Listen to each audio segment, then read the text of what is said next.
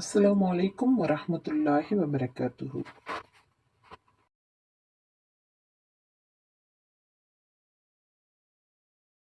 இன்னைக்கு நம்ம பார்க்க போகிறது சுவையான தக்காளி சாஸ் எப்படி செய்கிறதுன்னு பார்க்கலாம். தக்காளி பழத்தை நல்லா கழுவிட்டு நீல வாக்கில் கட் பண்ணி ஒரு கடாயில் சேர்த்து நல்லா வதக்கி விடுங்க.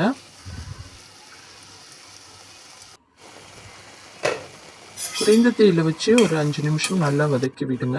நல்லா வதங்கியதும் ஆற வைங்க. ஆற வச்சு மிக்ஸி ஜாரில் அரைச்சிடலாம். மறுபடியும் ஒரு கடாயில் போட்டு நல்லா வதக்கி விடலாம். ஒரு 2 நிமிஷம் வதக்கி விட்டு மிளகாய்த்தூள், உப்பு 1/2 ஸ்பூன், மிளகாய்த்தூள் 1/2 ஸ்பூன், சீனி 2 ஸ்பூன் சேர்த்து நல்லா வதக்கி விடுங்க.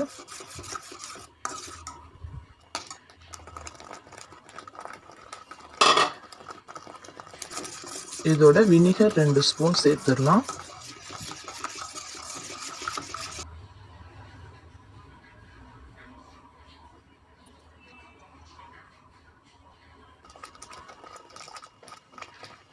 நல்லா 2 நிமிஷம் கொதிக்க விட்டு ஸ்டவ் ஆஃப் பண்ணிடுங்க.